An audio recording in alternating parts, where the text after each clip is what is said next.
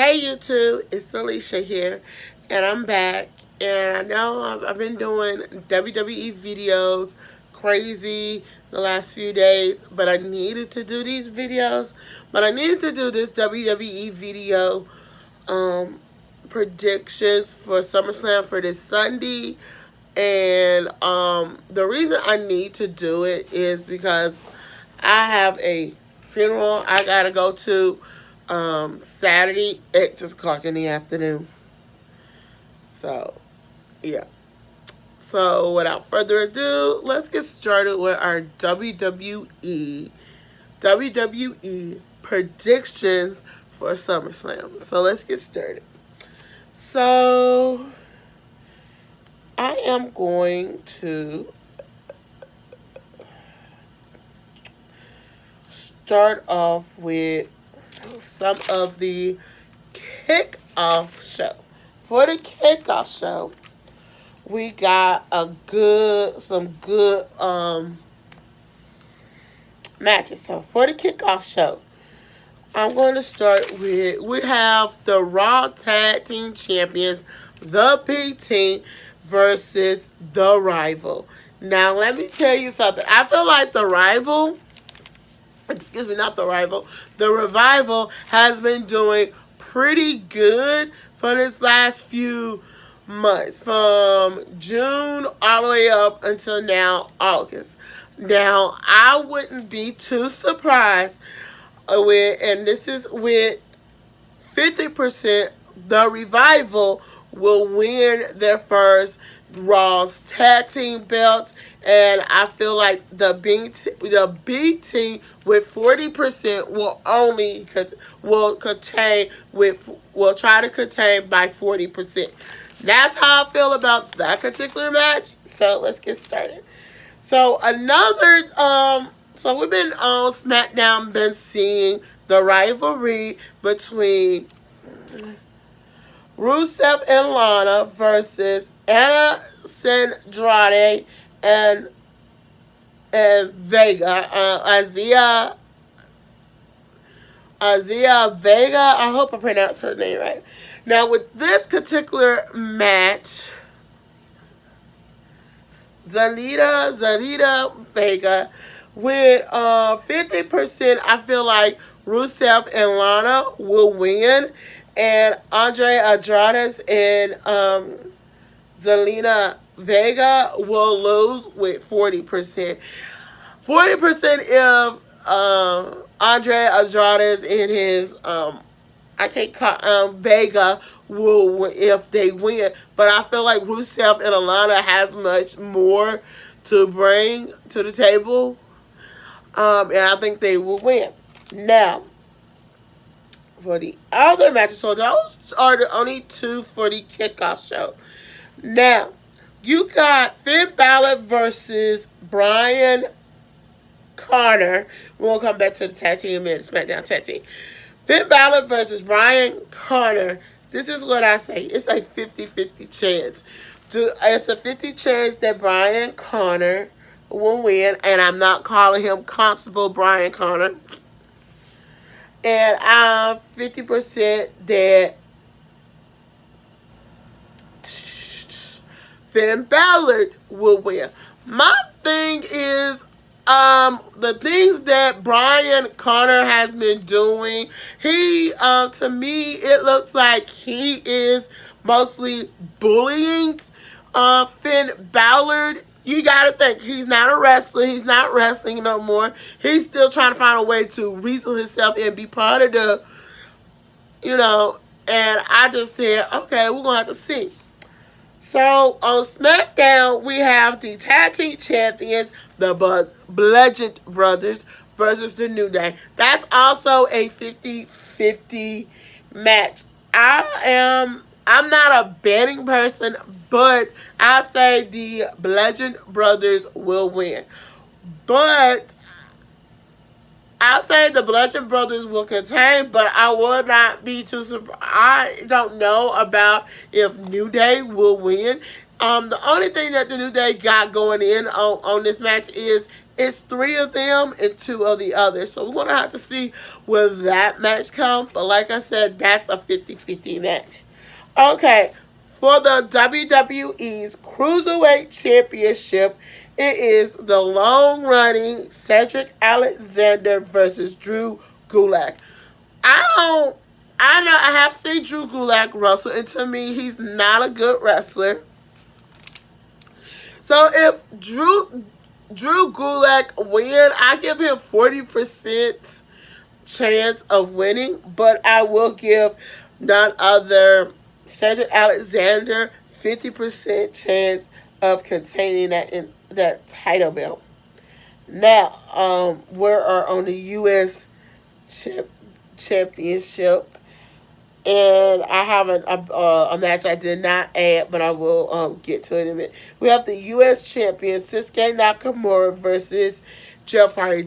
Here's another 50% chance. Do I want Shinsuke Nakamura to contain? Not really. Do I want Jeff Hardy to win? Yes, I do. I feel like if Randy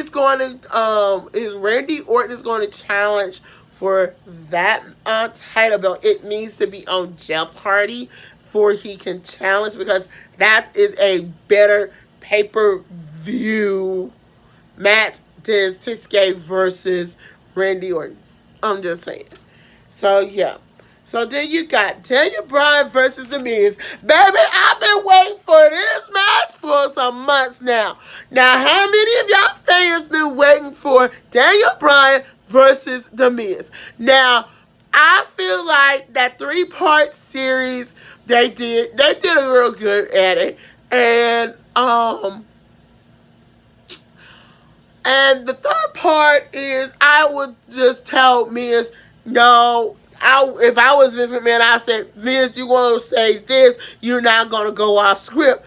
Miz went off script. And I just feel like Daniel Bryan is more of a better wrestler than The Miz, because you got to think about it. The Miz has stole, let's say, stole, S-T-O-L-E, stole Daniel Bryan's moves and claimed them as his own. I feel like Miz is none others trying to make himself look better, look bad, and everything. And I hope Vince understand, us as Daniel Bryan fans, the Danielites. Let me just say it. I'll call Daniel Bryan fans the Danielites. That's what I call his fans.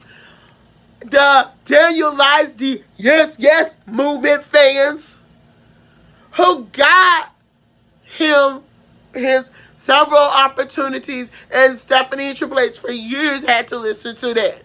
I feel that this is, I feel like when Miz stole his moves and went after him, hitting low blows, but I feel like Daniel Bryan kind of got a little bit of retribution when Nikki Bella and John Cena beat the living crap out of Maurice and The Miz. I felt like he felt a little deemed by it. Now, that's that. Okay. So this is what I have. Daniel Bryan winning the match at 50%. He's going to win. And the only way Miz is going to win if his wife cheats. So 40%. And I'm going to call Miz out. You cannot win a match without anybody helping you winning over anybody. Okay.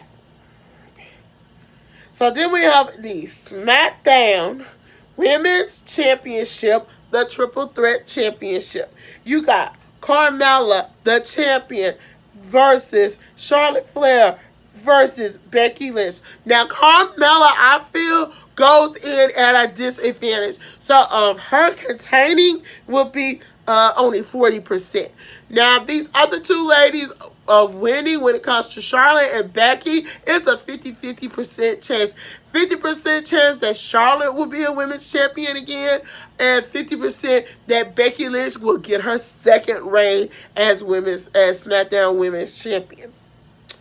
Okay, then we got Braun Strowman versus Kevin Owens. Now this match is pretty interesting. Braun Strowman Money in the Bank match is on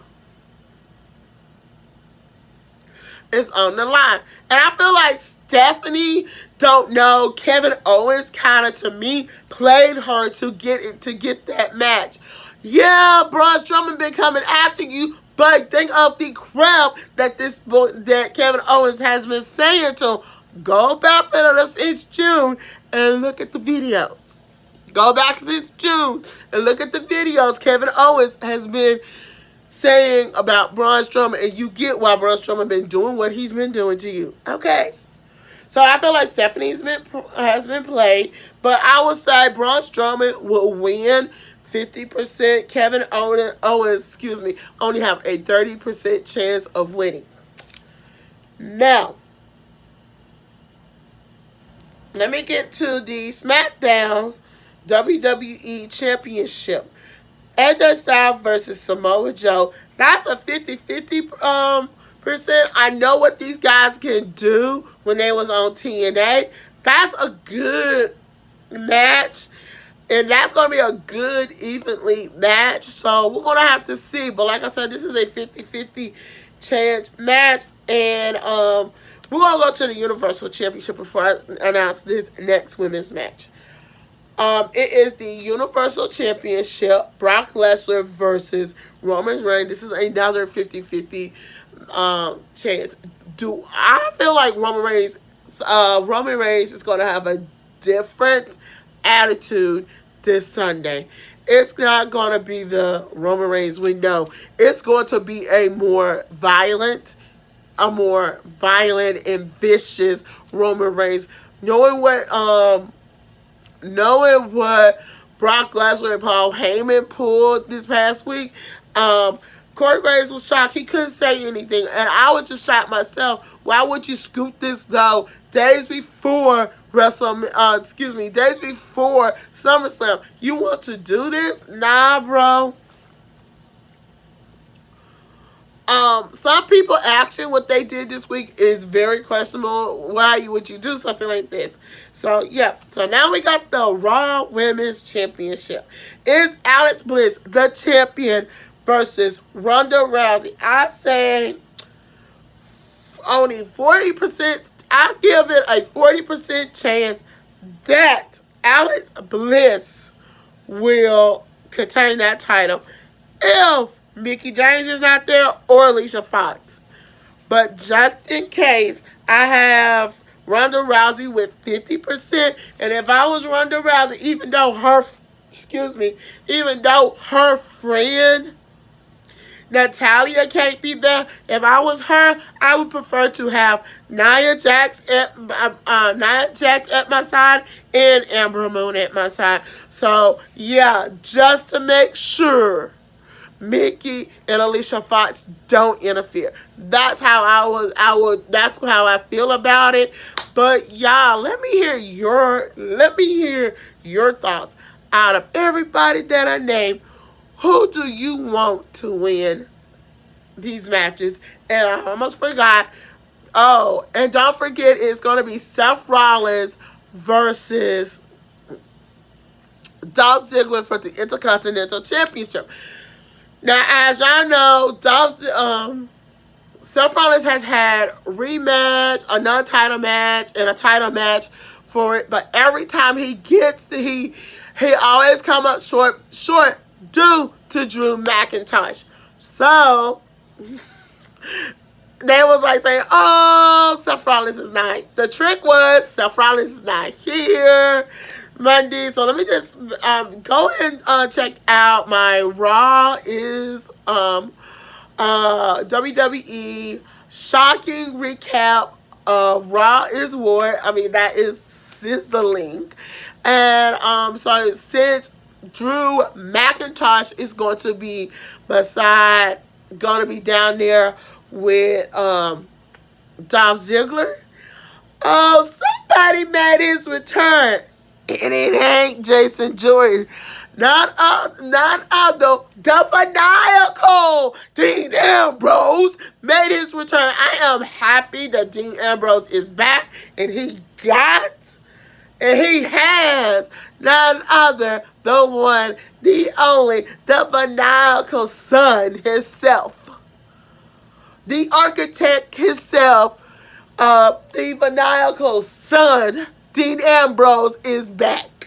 Y'all, I will be back with my next video because I'm going to tell y'all how I feel about Renee's second time being a ring commentator. Until then, I'm Alicia Burton. Don't forget to thumbs up this video, comment below, and subscribe to my channel. Bye.